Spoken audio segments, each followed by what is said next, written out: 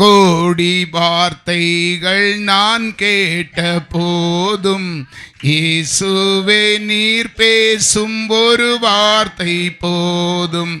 பல கோடி வார்த்தைகள் நான் கேட்ட போதும் இயேசுவே நீர் பேசும் ஒரு வார்த்தை போதும். 1000 ஜீவன் உயிர் வாழுமே, 1000 ஜீவன் உயிர் வாழுமே, வார்த்தையில் உண்டு அற்புதமே, நீரின்றி வாழ்வேது இறைவா, நினைவின்றி மகிழ்வேது தேவா, நீரின்றி வாழ்வேது இறைவா, நினைவின்றி மகிழ்வேது தேவா. அல்லேலூயா. வார்த்தைக்கு நேராக சிந்தையை திருப்பம். தெரிந்து கொண்ட வேத வாக்கியம் சங்கீதத்தின் புஸ்தகம் 24வது சங்கீதம் அதனுடைய 1வது வசனம். பூமியும் அதன் நிறைவும் உலகமும் அதில் உள்ள குடிகளும் கர்த்தருடையவை. ஒரு அல்லேலூயா சொல்லுங்க. பூமியும் அதன் நிறைவும் உலகமும் அதில் உள்ள. உலகத்தை குறித்து தேவ சமூகத்திலே நான் இன்றைக்கு பரிசுத்த ஓய்வு நாள் வார்த்தைக்கு காத்திருக்கும் போது கர்த்தர் உலகத்தை குறித்தும் ஜனங்களுடைய தேவன் மேலே வைத்திருக்கிற அன்பை குறித்தும் பேசும்படி திருவுளம் பற்றினார். அதனால் இந்த உலக அனுபவத்தில் நாம் எப்படி ஆண்டவருக்குள்ளே எப்படி ஐக்கியப்பட்டு இருக்கிறோம் என்பதை வேத வசனத்தின் மூலமாக கர்த்தர் நம்மளோடு பேச இருக்கிறார். அல்லேலூயா. பூமியும் அதன் நிறைவும். பிரியமானவர்களே, இந்த உலகத்தை சிருஷ்டித்தவர் ஆண்டவர். இன்னும் ஒரு வசனம் கூட என் மனசில் தோணுது.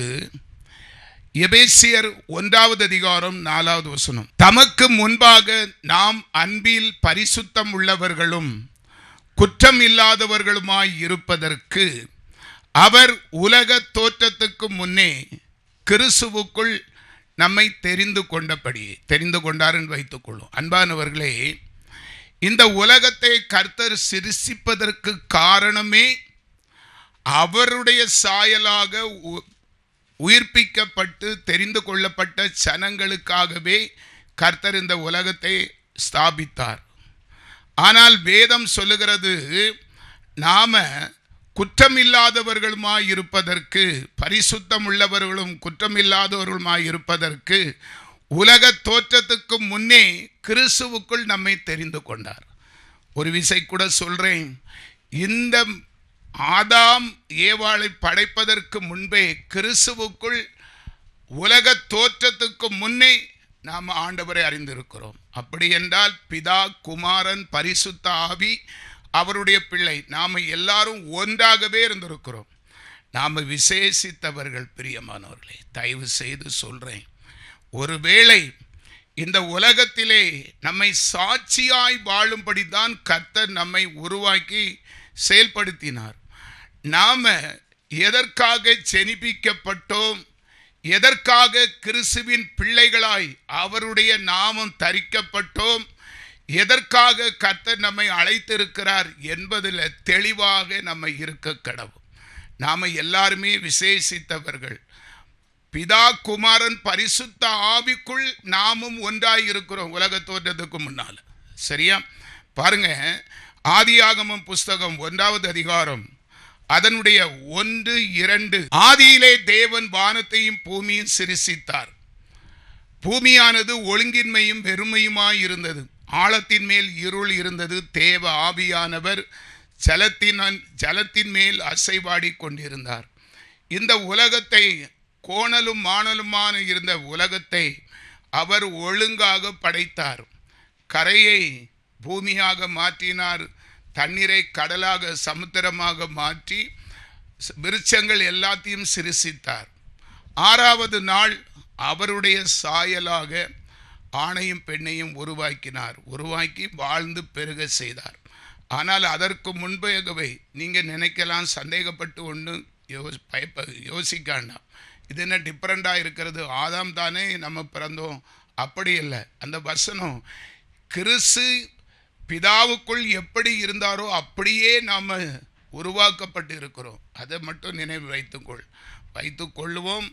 கர்த்தர் தொடர்ந்து நம்ம பார்க்கும்போது அதே ஆதியாகமம் 1:27 சொல்லுது, தேவன் தம்முடைய சாயலாக மனுஷனை இந்த உலகத்துக்கு கொண்டு வருவதற்காக மனுஷனை சிருஷ்டித்தார்.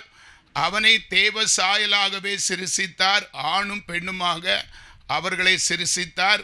28 பின்பு தேவன் அவர்களை நோக்கி, நீங்கள் பலுகி பெருகி பூமியை நிரப்பி அதை கீழ்ப்படுத்தி சமுத்திரத்தின் மச்சங்களையும் ஆகாயத்து பறவைகளையும் பூமியின் மேல் நடமாடுகிற சகல ஜீவ ஜந்துக்களையும் ஆண்டு கொள்ளுங்கள் என்று சொல்லி தேவன் அவர்களை ஆசீர்வதித்தார். தேவன் அவருடைய சாயலாக இந்த உலகம் கர்த்தரை அறியும்படி, அவரை புரிந்து கொள்ளும்படி, உலகமே ஆச்சரியப்படும்படி, கர்த்தருடைய நாமம் மகிமைப்படும்படி ஒரு விசை கூட மனுஷனை மறுபடியும் பூமியிலே ஆதாம் ஏவாளாக மனுஷனை மண்ணினாலே உருவாக்கி அவருடைய ஜீவ சுவாசத்தை கொடுத்து ஆதாமுக்குள்ளே இருந்து ஏவாளை உருவாக்கி ஆணும் பெண்ணுமாக சிருஷ்டித்து உலகத்திலே பரம்பி பெரும்ப செய்து சாட்சியாக வாழ வைத்தார். ஒரு அல்லேலூயா சொல்லுவோமா? அதில் ஏசாயா தீர்க்கதரிசி புஸ்தகம் 14வது அதிகாரம் 17 வாசிக்கிறேன். உலகத்தை வனாந்தரமாக்கி அதன் நகரங்களை அழித்து சிறைப்பட்டவர்களை தங்கள் வீடுகளுக்கு போக விடாமல் இருந்தவன் என்பார்கள். லூசிபரை குறித்து சொல்லப்பட்டு இருக்கிறது. அந்த உலகத்தை வனாந்தரமாக்கி இங்கே ஒரு சம்பவத்தை நம்ம பார்க்கிறோம். ஆண்டவருடைய சித்தத்துக்கு தடையாய் இருந்தவன் வான தூதன், ஆராதனை செய்கிற ஒரு லூசிபர். ஆண்டவராலே தெரிந்து கொள்ளப்பட்ட முக்கியமான ஒரு தூதன் தான் தள்ளப்பட்ட கேதுரு. அல்லேலூயா. லூசிபர் பூமியிலே தள்ளப்பட்ட பிசாஸ். அவன் உலகத்தையே வனாந்தரமாக்கி ஆண்டவருக்கு சாட்சி உடையவர்களை நாசமாக்கி உலகத்தை வனாந்தரமாக்கி அதன் நகரங்களை அழித்து சிறைப்பட்டவர்களை தங்கள் வீடுகளுக்கு போக விடாமல் இருந்து செய்தான். 19 நீயோ அழுகி போன கிளையைப் போலவும் பட்டய குத்தால் கொலையுண்டவர்களின் உடுப்பை போலவும் ஒரு குழியின் கற்களுக்குள்ளே கிடக்கிறவர்களைப் போலவும் காலால் மிதிக்கப்பட்ட பிணத்தை போலவும் உன் கல்லறைக்கு புறம்பே இருந்து விடப்பட்டாய். தள்ளப்பட்ட தூதனுடைய செய்கை இப்படித்தான் இருக்கும். ஆனால் பிரியமானவர்களே, உலகத்திலே மனுஷர்கள் எப்படி இருப்பார்கள் என்பதை குறித்து பிசாசும் நன்றாக அறிந்து வைத்திருந்தான். அதுதான் நமக்கு சோதனை காலம். அவனுடைய எண்ணம், ஆண்டவர் இந்த மனுஷியை பூமியிலே ஜெனிபிக்க போகிறார், அவருடைய சாயலாக அவர் பாசம் வைக்க போகிறார். அவர் நேசிக்கிற இவர்களை வனாந்தரமாக்கி இவர்களை பாவம் செய்ய வைத்து பாதாளத்துக்கு கொண்டு போய் கர்த்தரை துக்கப்படுத்தணும் என்பதுதான் விழுந்து போன கூட பிசாசினுடைய லூசிபர் ஆவியினுடைய தந்திரங்கள். ஒரு அல்லேலூயா சொல்லுவோம்.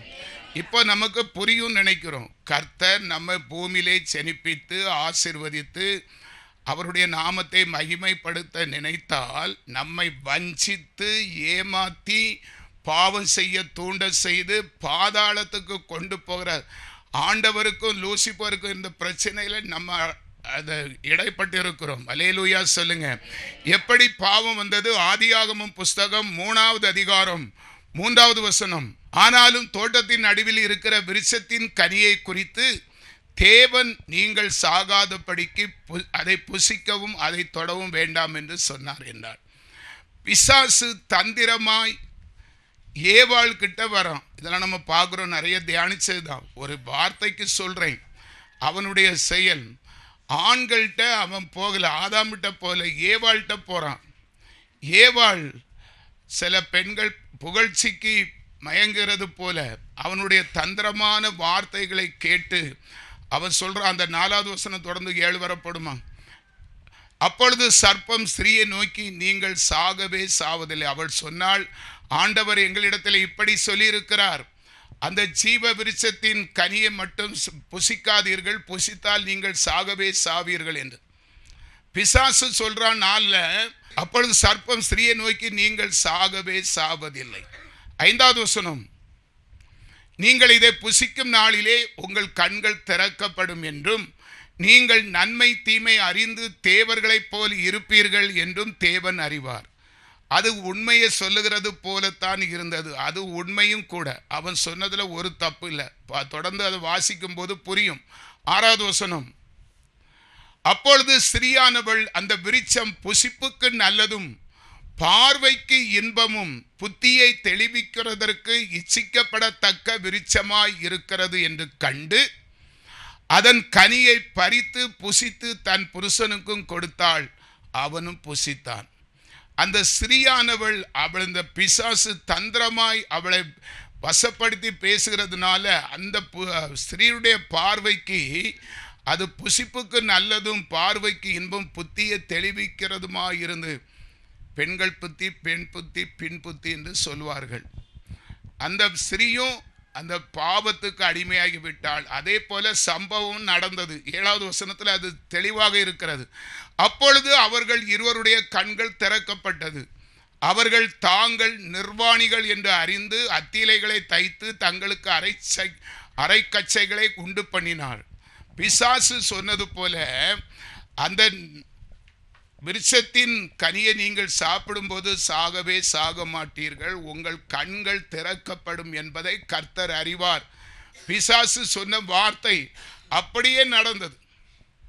இப்போ ஏவாளுக்கு பிசாசு சொல்றது தான் உண்மை.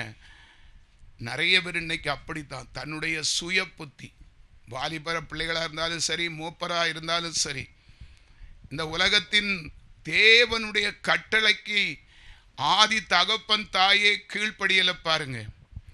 அந்த பிசாசு சொல்லும்போது அது நயமாத்தான் இருக்கும், உண்மையை போலத்தான் இருக்கும். தயவு செய்து உண்மை போலத்தான் இருக்கும். நீங்கள் சாகவே சாக மாட்டீர்கள். அவங்க சாகலை.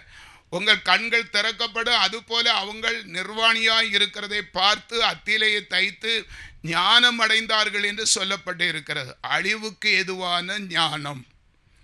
இன்னைக்கு உலகமே தானோன்றித்தனமாய், ஆண்டவர் சொன்னது ஒரு பக்கம் இருக்கட்டு, பைபிள் ஒரு பக்கம் இருக்கட்டு, வசனம் ஒரு பக்கம் இருக்கட்டு, இப்படி போனால் இப்படி வந்துடலாம் அப்படி என்கிற பின்புத்தி தனமாய் சிலவர் உலக மனுஷர்கள் செயல்பட்டு அதன் முடிவை அவர்கள் யோசிக்க மாட்டார்கள்.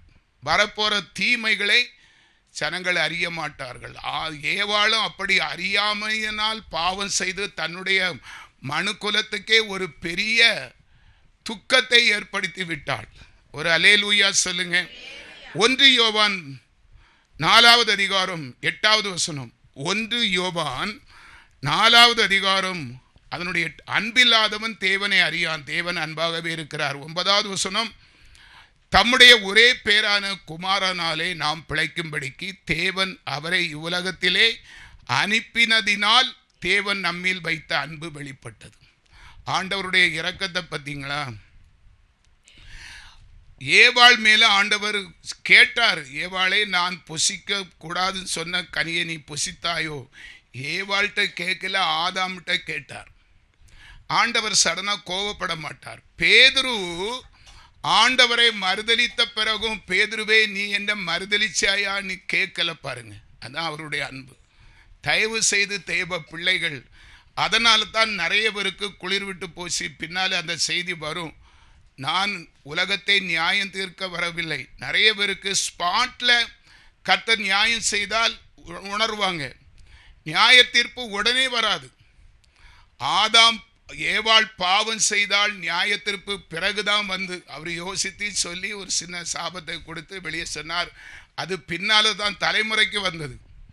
அதனால ஆரம்பத்தில் நம்ம இஷ்டத்துக்கு செய்கிறதெல்லாம் நல்லது போல தான் படும். பிசாசு அப்படிதான் சொன்னா, நீ சாக மாட்டா, ஓ ஆவிக்குரிய கண்கள் திறக்கும், நீ ஞானவான் தேவனை போல மாறிடுவா அப்படின்னு சொல்லதை கேட்டு இப்ப பாருங்க. ஆனாலும் கர்த்தர் மனம் இறங்கி, என் ஜனங்கள் ஆதாம் ஏவாளும் பாவம் தெரியாமல் செய்து விட்டார்கள், எப்படியாவது இப்போ பிசாசனுடைய கரத்திலே உலகம் போய்விட்டது.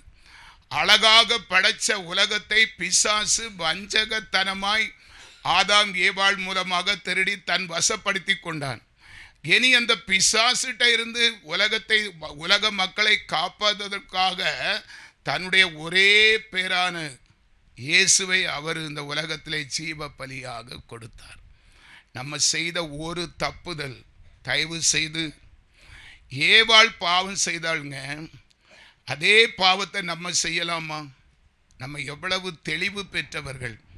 புதிய ஏற்பாடு வசனம், பைபிள், எல்லா வார்த்தைகள் கொடுக்கப்பட்டிருக்கிறது, படிக்கப்பட்டு இருக்கிறோம். இவ்வளவு விஷயம் தெரிஞ்ச நாமும் ஏவாளை போலத்தான் இருக்கிறோம். ஏவாள் தெரியாமல் செய்தால், நம்ம தெரிஞ்சும் செய்ய இன்னைக்கும் தன் மாமிச பலன், தனக்கு இருக்கிற அறிவு, எனக்கு எல்லாம் தெரியும் அப்படிங்கிறது தானே நம்ம உலகம், நாமளும் நம்முடைய பிள்ளைகளும் வளர்ந்து கொண்டு இருக்கிறோம். பாருங்க, யோவான் சுவிசேஷம் 3வது அதிகாரம் 16வது வசனத்திலே அதுதான் போட்டு இருக்கிறது. தன் தேவன் தம்முடைய ஒரே பேரான குமாரனை விசுவாசிக்கிறவன் எவனோ அவன் கெட்டு போகாமல் நித்திய ஜீவனை அடையும்படிக்கு அவரை தந்தருளி இவ்வளவாய் உலகத்திலே அன்பு கூர்ந்தார். ஆண்டவருக்கு நம்மை காப்பாற்றணும்னு என்னங்க வந்து போச்சு? அவர் அன்பு தெய்வம். நம்ம தாய் தகப்பனை விட அதிக கருசனை உள்ளவர் நம்முடைய பிதா. பிதா நம்மேல அவ்வளவு பெரிய அன்பு வைத்திருக்கிறார். நான் அதை பதிவு பண்ணி கொடுக்கல, சொல்கிறேன். நீதிமொழிகள் 30வது அதிகாரம் நினைக்கிறேன். ஆண்டவர் இந்த உலகத்தை பிதா ஸ்தாபிக்கும் போது கிறிஸ்து அவர் மடியிலே செல்ல பிள்ளையாய் இருந்தாராம். அல்லேலூயா. அவருடைய செல்ல பிள்ளையாய் இருந்த ஒரே குமாரனாகிய கிறிஸ்துவே நமக்காக ஆண்டவர் ஜீவ பலியாக ஒப்பு கொடுத்திருக்கிறார். இனி பாருங்க, நம்ம சுருக்கமாக வாசிக்க போகிறோம். மத்தேயு சுவிசேஷம் 4வது அதிகாரம் 8வது வசனம். மத்தேயு சுவிசேஷம் 4:8. மறுபடியும் பிசாசு அவரை மிகவும் உயர்ந்த மலையின் மேல் கொண்டு போய் உலகத்தின் சகல ராஜ்யங்களையும் அவைகளின் மகிமையும் அவருக்கு காண்பித்து. பிசாசு மனுஷனை இப்படித்தான் வசப்படுத்துகிறான். அவனுடைய தந்திரத்தை முதலாவது கிறிஸ்துவினிடத்திலே செயல்படுத்த அவன் முயற்சித்தான். இயேசு இந்த பூமியிலே அவதரித்தார். அவர் சாதாரண மாட்டு தொழுவத்திலே பிறந்தார். ஒரு ஏழை தச்சனுக்கு மகனாய் பிறந்து ஏழை குடியானவனாய் அவர் வாழ்ந்து வந்த காலம். ஒருவேளை அவர் மேலானதை மறந்திருப்பார். இந்த உலகத்திலே நம்ம ஒரு தரித்திரமான வீட்டில் வளர்ந்திருக்கிறோம் என்ற எண்ணம் அவருக்கு இருந்திருக்கும்னு தான் பிசாசு நினைச்சி அவர் முங்கி ஞானஸ்தானம் எடுத்த உடனே வனாந்திரத்திலே பிசாசு அவரை சோதிக்கும்படி என்ன செய்தான்? பிசாசு அவரை மிகவும் உயர்ந்த மலையின் மேல் கொண்டு போய் உலகத்தின் சகல ராஜ்யங்களையும் அவைகளின் மகிமை அவருக்கு காண்பித்து. அந்த 9வது வசனம், நீர் சாஸ்தங்கமாய் விழுந்து என்னை பணிந்து கொண்டால் இவைகள் எல்லாம் உமக்கு தருவேன் என்று சொன்னான்.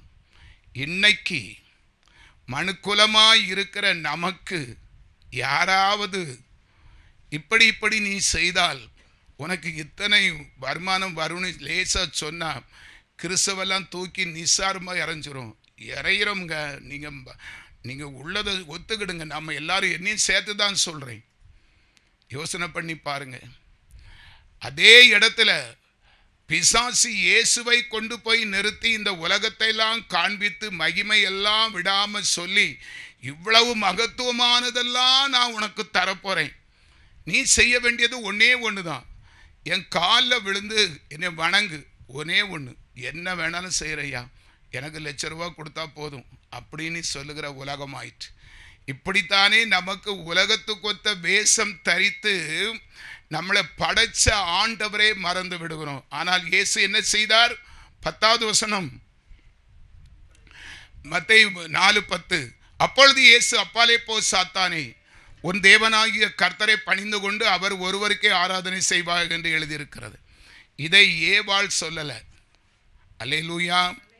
ஏவாள் சொல்லியிருந்தா, போ பிசாசை, உன் சோழியை பார்த்துட்டு தோட்டத்தை விட்டு வெளியே போ, என் ஆண்டவர் எனக்கு நன்மை செய்வார் சொல்லியிருந்தா இன்னைக்கு மனுக்குலம சரித்திரமே மாறி இருக்கும். நாம் விசேஷ ஒரு கவலை இல்லாமல் இருந்திருப்போம். ஒரு தாய் செய்த பாவம், இன்னைக்கு நீ பாவம் செய்தால் தலைமுறையாக அது தொடருது. எனக்கு அன்பானவர்களே, பிசாசு நம்மை குறித்து தெளிவாக தெரிந்து வைத்திருக்கிறான். பண ஆசை, புகழாசை, மாயமாலமான டிவி, யூடியூப்பு பார்க்கறது, வாட்ஸ்அப்பு, உலக செய்திகள் நம்மளை மயக்கிறதில்ல. நம்ம அப்படி மயங்கலாமாங்க?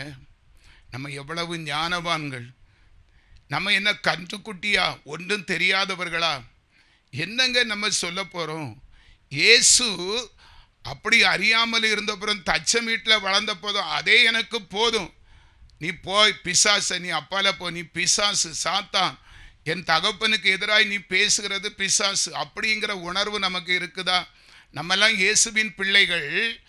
பிசாசு நமக்கு உலகத்துக்கு அப்பால் உலகத்துக்கு ஒத்த வேஷம் தரிக்க செய்கிறான், பாவம் செய்ய தூண்டுகிறான், தேவனை தேட மறுதலிக்க செய்கிறான். நம்ம அவனை வெறுக்கணும்னு என்ன நமக்கு வருதா? அது துரோகம் தானே. உங்கள் மனசில் படுதா? அப்படி கொஞ்சம் யோசிங்க. எனக்கெல்லாம் நல்லா படுது. ஆண்டவரே, 49 வருஷமாக உமக்கு பாவம் செய்ய எத்தனை நாள் இன்னைக்கு நான் அழுகிறேங்க. உண்மையிலே 2.5 மணிக்கூர் ஜெபம் பண்ணுவேன், 1/2 மணிக்கூருக்கு பாவ அறிக்கை செய்யும், நித்தமும் செய்கிறேன். ஒரு ஊழியக்காரர் ஒரு கன்வென்ஷனில் 3 நாள் நாங்கள் தங்கியிருந்தோம் ஒரே ரூமில். நான் செபிக்கதை பார்த்து அவர் ஆச்சரியப்பட்டார். அண்ணே, எத்தனை நாள் தான் இப்படி சொல்லுவீங்க? நீங்கள் இன்னும் பாவம் மனம் திரும்பலையா? செய்த பாவத்துக்கு பரிகாரம் இன்னும் தேடிக்கிட்டு இருக்கிறேன். அதுதாங்க ஆண்டவருக்கு செய்கிற நன்றி கடன். நன்றி கடன். ஒவ்வொரு மனுஷனும் நன்றி உள்ளவனாக இருக்கணும். ஆண்டவரே, இவ்வளவு மகத்துவமான தேவனுக்கு நான் அறியாமல் பாவம் செய்தேன். 49 வயசு வரைக்கும் நான் கிறிஸ்துவை அறியலை. அவருடைய அன்பின் ஆழம், அகலம், நீளம், உயரம், மகத்துவம் ஒன்றுமே எனக்கு தெரியாது பாவம் செய்ததற்கே நான் மனஸ்தாபப்படுகிறேன்.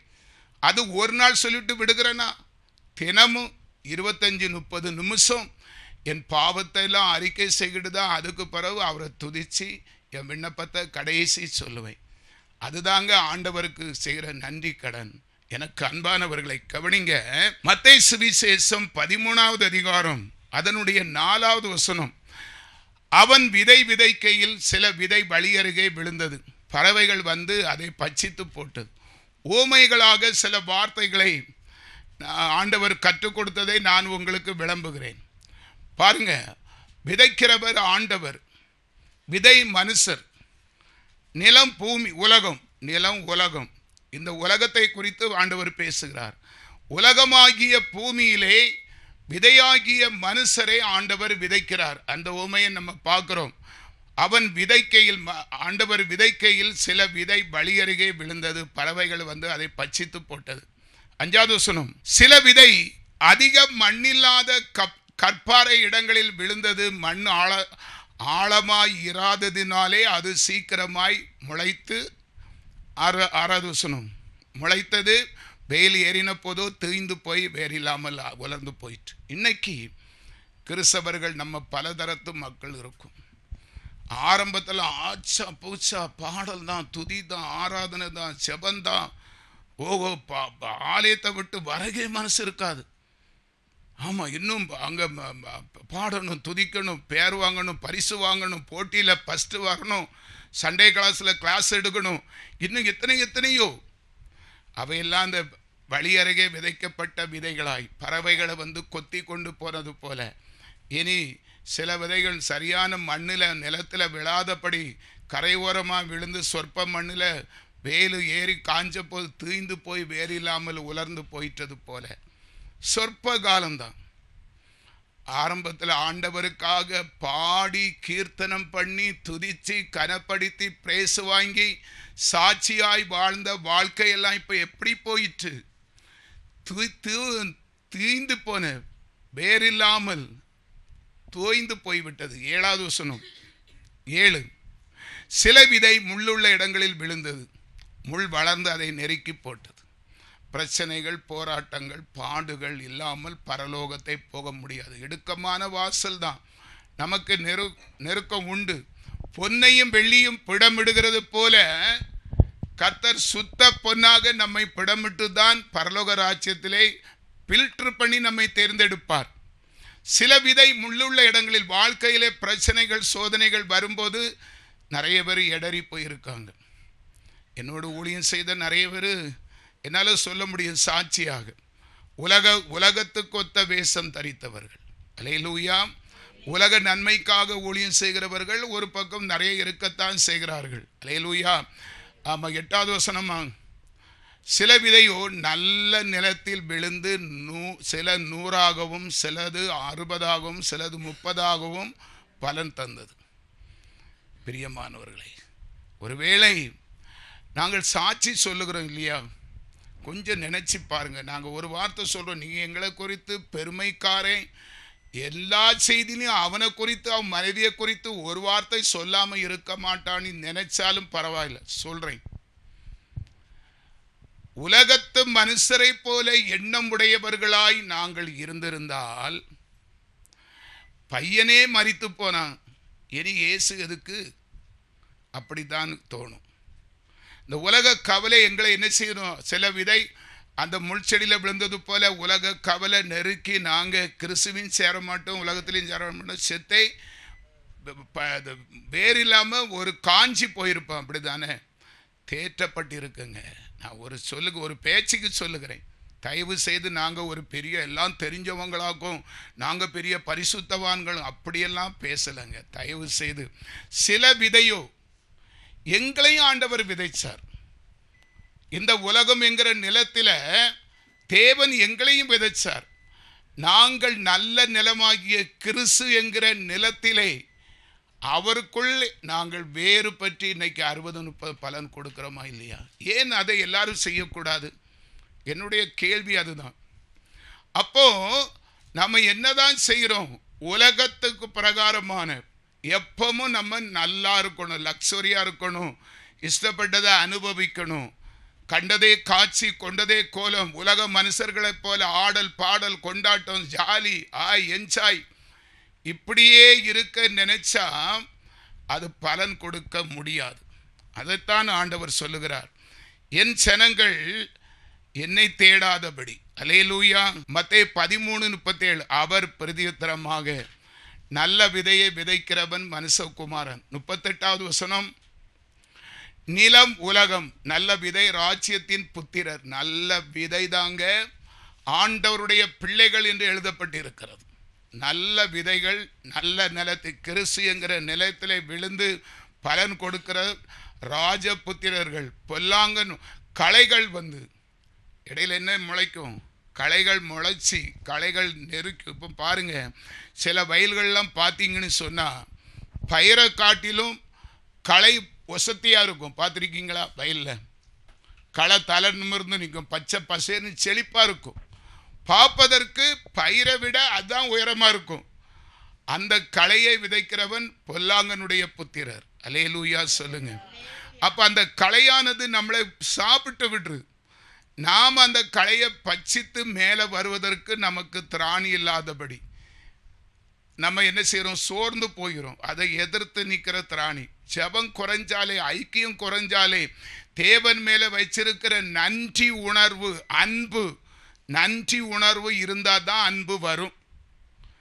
ஒரு மனுஷரை குறித்து நமக்கு ஒரு நல்ல அபிப்பிராயம், ஒரு நன்றி, அப்பா ஒரு காலத்தில் நன்மை செய்தார், இன்னைக்கு செய்து கொண்டே இருக்கிறார், அவரை நம்ம மறக்கவே கூடாது என்கிற நன்றி தான் அன்பாக மாறும். அந்த நன்றி கெட்டத்தனம் இன்னைக்கு நம்மளை விட்டு மாறுதோ அன்பு இருக்கவே இருக்காது. அன்பு இல்லாதவன் தேவனை அறியான். அல்லேலூயா. அப்போ நமக்கு அடுத்தால யாரு நம்மளை எதிர்பார்த்து கவதுக்கு காத்திருக்கா? களை என்கிற பிசாசு. அப்படியே நம்ம உணர்வை புரிந்து கொள்வோம். ஓஹோ, சிற்றின்பத்துக்கு ஆசைப்படுகிறது, உலக பிரகாரமான ஆசீர்வாதம். கை அது என்ன, விரல் நனையாமல் நத்தை எடுக்கிறது. நத்தை தண்ணிக்குள்ளே அடக்கும். அந்த நத்தையை தண்ணியில் கை விரல் படாமல் எடுக்கணும்னு ஆசைப்படுறவங்க. அல்லேலூயா. பாருங்க, மத்தேயு சுவிசேஷம் 16வது அதிகாரம் 26வது வசனம், மனுஷன் உலகம் முழுவதையும் ஆதாயப்படுத்தி கொண்டாலும் தன் ஜீவனை நஷ்டப்படுத்தினால் அவனுக்கு லாபம் என்ன? உலகத்தை குறித்து கர்த்தர் பேசுகிறார். எனக்கு அன்பானவர்களே, இன்னைக்கு உலக சிற்றின்பம் நிறைய பேருக்கு என்ன நினைப்பு இருக்குது தெரியுமா? அந்த இயேசு ஏன் நம்ம சந்தோஷமாக இருக்க தானே விரும்புவோம், விட்டுட்டு போட்டுமே, நம்ம கொஞ்சம் சந்தோஷமாக இருப்போமே அப்படிங்கிற உணர்வு நிறைய கிறிஸ்தவங்களுக்குள்ளே இருக்குது. நான் சொல்கிறது எத்தனை பேருக்கு புரியுது? அதாவது கிறிஸ்துவுக்குள்ளேயும் இருக்கணும், உலகத்தையும் அனுபவிக்கணும். நடக்கவே செய்யாது. ஒரு மனுஷன் 2 எஜமானுக்கு பணி செய்ய முடியாது. அதான் சொன்னேன், நாம உலக தோற்றத்துக்கு முன்னாலே கிறிஸ்துவுக்குள் பிறப்பிக்கப்பட்டிருக்கிறோம். சாதாரணமானவர்கள் அல்ல. பரிசுத்தவான், தேவனுக்கு ஈக்குவலாய் இருக்கிறவர்கள். சங்கீதம் 104:4 தேவ தூதர்களை வெறும் காற்றுகளாகவும் அவருடைய ஊழியக்காரர்களை அக்கினி ஜுவாலையாகவும் இப்படி வச்சிருக்கிறார். அந்த மேன்மையின் நன்மையை நம்ம புரியாம இருக்கிறது பரிதாபம் தானங்க. யாருக்குங்க நஷ்டம்? நம்ம யாரோடு வாழ பிறந்தவர்கள்? உலக தோற்றத்துக்கு முன்னாலே கிறிஸ்துவுக்குள் வாழ சஞ்சரிக்கிற அவர்களுடைய சுதந்திரவாளிகள். அப்பா பிதாவே என்று அழைக்கிற உரிமை சொத்து நமக்கு இருக்கிறது. நாம அற்பமான அழிந்து போன இந்த உலகத்துக்குரிய ஆசீர்வாதம், பண்டிகை நாள், கொண்டாட்டம், ஜாலி, சந்தோஷம், சிற்றின்பம், நம்ம மனசுல அப்படி ஒரு நினைப்பு இருக்குது. ஏன் இதெல்லாம் கண்டுக்காம அவருக்கு இருந்தா என்ன? இருக்கா இல்லையா? யோசித்து பாருங்க. அந்த நினைப்பு நம்ம அப்படி வாயால சொல்ல மாட்டோம், மனசுல இருக்குது. கண்டுக்காம விட்டுட வேண்டியது தானே. சின்ன வயசுல இப்படிதான் இருப்போம், ஜாலியா இருந்துட்டு போறோம். அப்படி இல்லைங்க. நம்ம விசேஷித்த பரிசுத்தவானுக்கு நேரடி புத்திரம், வித்து, அவருடைய ஒரிஜினல். அங்கதான் நமக்கு இடிக்குது. நம்ம ஒரு பிளாட்பார கேஸ் கிடையாது, அற்ப மனுஷர்கள் கிடையாது, நேரடி வித்து. அதனால அவர் விட்டு கொடுக்க மாட்டார். எனக்கு நேரடி கர்த்தருக்கு பிள்ளையா இருக்க விரும்பல, உலகத்துக்கு சாணிக்கு